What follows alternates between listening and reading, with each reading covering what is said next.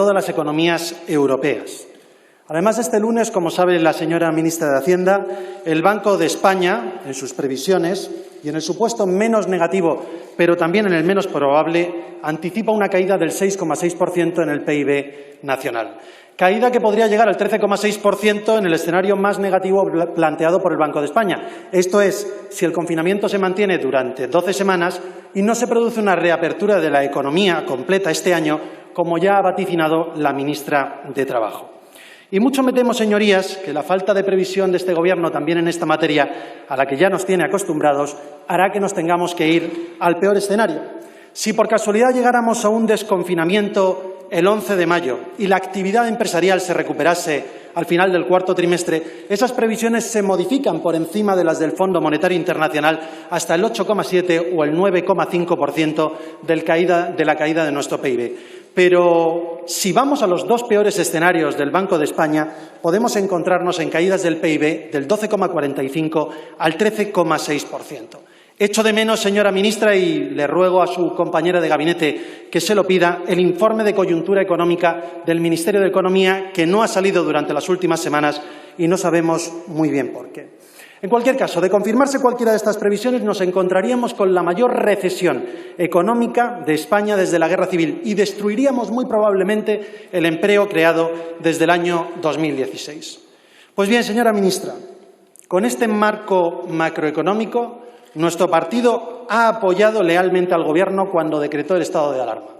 Hemos aceptado el confinamiento, casi todos, salvo el presidente y el vicepresidente social del Gobierno. Hemos asumido las restricciones, incluso para tener los servicios básicos o poder acompañar a nuestros hijos hasta ahora, a poder dar un paseo. Incluso hemos renunciado a algo que no ha renunciado el presidente del Gobierno, que, por cierto, felicítele, porque el corte de pelo que se ha hecho es muy bonito. La pena es que el resto de españoles no nos lo podemos hacer. También, señora ministra, hemos apoyado las sucesivas prórrogas y hay que decir que con una lealtad institucional por encima de lo que se nos podría pedir.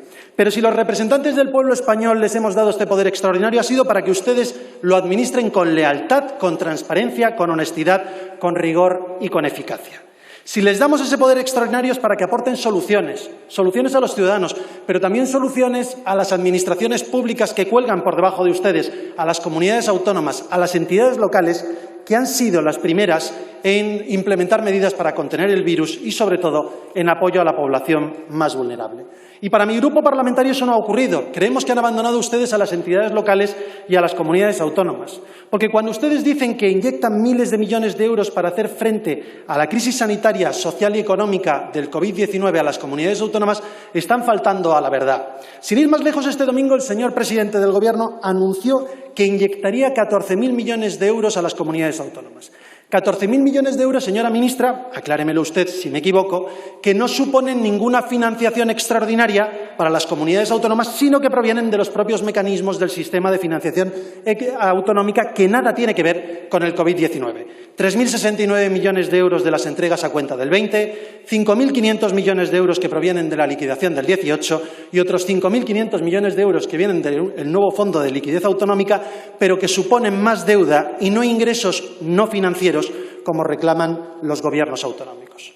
Ustedes, su Gobierno, no han puesto decenas de miles de millones de euros a disposición de las comunidades autónomas. En el mejor de los casos, su Gobierno ha puesto a disposición de las comunidades autónomas 625 millones de euros, 300 para gastos extraordinarios, que son los que van a transferir a las consejerías de Sanidad, porque los otros 700 millones de euros a los que hace referencia en el Real Decreto Ley son para compras centralizadas, donde les pedimos que también en esto sean un poco más eficientes para evitar compañías con cuentas offshore para comprar las mascarillas o la ineficiencia de tener que devolver hasta 650.000 test fallidos. 300 millones de euros para un fondo social extraordinario que todavía no ha llegado a las comunidades autónomas y 25 millones de euros para becas comedor a distribuir entre comunidades autónomas. Y digo que en el mejor de los casos serían 625 millones de euros porque, comprobado de hoy mismo, ni Andalucía, ni Murcia, ni Madrid, ninguna de las comunidades autónomas consultadas ha recibido ni un solo euro de estos fondos. Pero es que además de ser unos fondos trampa, unos fondos bulo, de esos que persiguen con la Guardia Civil, estos fondos son insuficientes. Son insuficientes, señora ministra, porque si usted divide los 625 millones de euros entre los 47 millones de habitantes, le sale que toca a cada español para todo lo que dura el periodo de crisis, lo que ustedes han inyectado a las comunidades autónomas son 13,29 euros por español. ¿Cree la señora ministra que esto es suficiente para hacer frente a esta crisis sanitaria, económica y social? Ya le digo yo, señora ministra, y estoy seguro que coincidirá conmigo, que no. Además, si comparamos esa cifra de 625 millones de euros con lo que están aportando las comunidades autónomas, esa cifra es más ridícula y todavía más insuficiente. Algunos ejemplos. Andalucía no solamente ha ampliado a 3 meses los plazos de presentación y pago del impuesto de sucesiones y donaciones o el impuesto de actos jurídicos documentados, dando 270 millones de euros de liquidez inmediata a los ciudadanos, sino que ha aprobado subvenciones, una inyección para pymes y autónomos por valor de 56 millones de euros, que supera en 5 los 51 millones de euros que ustedes les van a dar en fondos. O en Murcia, donde tampoco se ha recibido ni un solo euro de los 10,2 millones de euros comprometidos y, sin embargo, la factura sanitaria, solo la factura sanitaria en Murcia, se ha incrementado en 16 millones de euros al mes. O en Galicia, donde, por ejemplo, se dispone de un fondo de compensación local a través del cual el Gobierno de la Xunta ya ha inyectado 30 millones de euros directamente a los ayuntamientos para hacer frente a esta crisis sanitaria, mientras que el Ministerio, con todos los fondos conjuntos a los que me he referido, como máximo les dará 36 millones de euros. Pero podemos llegar a la comunidad más afectada, la de Madrid, que calcula que el incremento del gasto sanitario alcanza los 1.000 millones de euros y en el resto de partidas por encima de los 350 millones. 1.350 millones de euros que va a poner solo una comunidad autónoma, que es más del doble de la financiación nueva que ustedes están o van a aportar a las 17 comunidades autónomas, a Ceuta y Melilla. Por tanto, ministra, la primera pregunta, ¿realmente su Gobierno tiene intención de apoyar a las comunidades autónomas en su lucha contra el coronavirus? Porque además parten de una situación de desventaja que es la de no haber querido usted pagar a las comunidades autónomas los 2.500 millones de euros que el Estado les debe del IVA debido de diciembre del año 2017, o que su Gobierno, a través de la ministra de Trabajo, haya hurtado, se haya apropiado de 1.366 millones de euros de los fondos de formación para el empleo que eran de las comunidades autónomas. Por tanto, señora ministra, le vuelvo a preguntar, ¿va usted a dar a las comunidades autónomas los fondos que necesitan para luchar contra el COVID-19? ¿Va usted, señora ministra, a responder esta carta que tengo en mi mano de los consejeros de Hacienda de Madrid, de Andalucía, de Murcia, de Galicia, de Castilla y León y de Ceuta? ¿Va a convocar usted el Consejo de Política Fiscal y Financiera?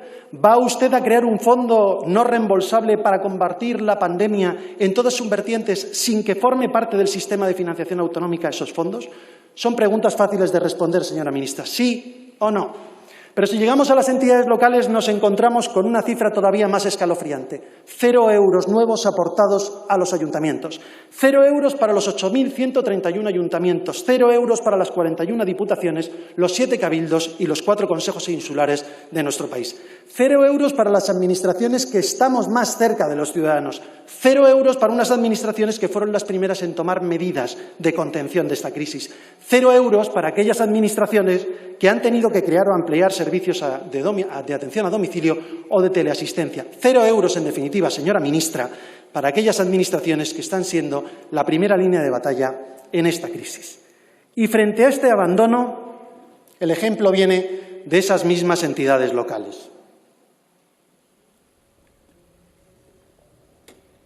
Como, por ejemplo, la Diputación de Almería. Diputación que ha adelantado a los ayuntamientos de menos de 20.000 habitantes el 95% de la recaudación que compete a la Diputación, o que ha comprado material sanitario por valor de 2,5 millones de euros, o que ha acelerado el pago de 13,5 millones de euros a las pymes y autónomos y puesto en circulación 30 millones de euros para activar obras provinciales.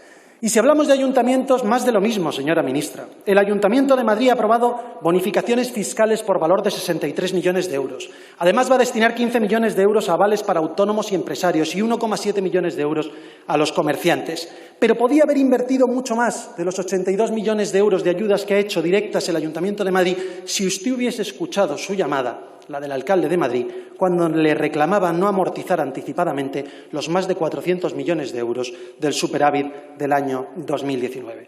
O el Ayuntamiento de Zaragoza, que con una deuda de más de 1.000 millones de euros generada por Podemos y por el Partido Socialista durante las 4 legislaturas de Gobierno, le hizo una llamada para pedirle un rescate del transporte público, porque gracias a las medidas del ministro de Transportes hemos tenido autobuses circulando vacíos cuando había un cierre total de la economía española y ha provocado grandes desequilibrios en las concesiones administrativas de transporte público.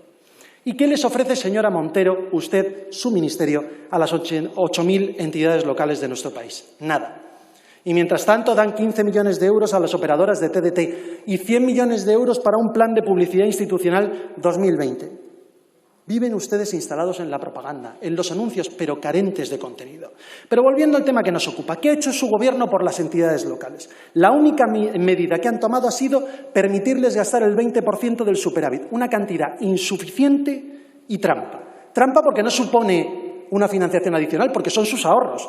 Trampa porque el Gobierno no ha suprimido la obligatoriedad de tener que cumplir con todos los requisitos de la Ley de Estabilidad Presupuestaria. E insuficiente porque con ese 20% no van a poder hacer frente no solo ya a las medidas actuales que van a tener que tomar para hacer frente a la crisis sanitaria, sino sobre todo para la crisis económica que viene después. El superávit de los ayuntamientos alcanza los 3.839 millones de euros y ustedes les permiten apenas gastar 767. ¿Cómo es posible que no permitan a las entidades locales utilizar todos esos recursos para ayudar a sus vecinos?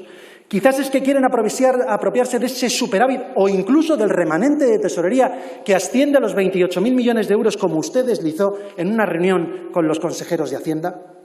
Usted no ha querido pagar a las entidades locales los 700 millones de euros del IVA que le debe del año 2017. Lo sabe, no se ría, señora ministra, sabe que es verdad, como tampoco ha pagado los 2.500 millones de euros del IVA que debe a las comunidades autónomas. Y usted ha sido capaz de compensar con liquidaciones negativas en pleno mes de marzo, en plena crisis, a todos los ayuntamientos, detrayendo todavía más los recursos financieros que tenían que utilizar para hacer frente entre todos y unidos, como les gusta decir a ustedes, a esta pandemia. Por tanto, son muchas las cuestiones que me gustaría hacerla. ¿Está dispuesto su Gobierno a adelantar las entregas a cuenta de la participación de los tributos del Estado 2020, al menos una parte, a los ayuntamientos, como ha propuesto a las comunidades autónomas? ¿Está dispuesta a crear ayudas directas e incondicionadas para las entidades locales por valor de 5.000 millones de euros, como le hemos pedido desde el Grupo Popular en la FEM, en la reunión en la que el presidente del Gobierno el lunes no se comprometió a nada con los ayuntamientos y con las diputaciones de España? Son preguntas sencillas. Un sí o un no sería más que suficiente. Pero en cualquier caso, si se enredan complejas explicaciones, ya sabremos que sigue negando a las entidades locales no solo la financiación adicional que necesitan, sino el que puedan disponer de sus propios recursos para atender a sus vecinos en esta emergencia. Señora ministra, termino ya. Han llegado tarde los test y las mascarillas. Que no lleguen tarde, más tarde todavía, las ayudas sociales a los ayuntamientos, a las comunidades y a las diputaciones. Muchas gracias.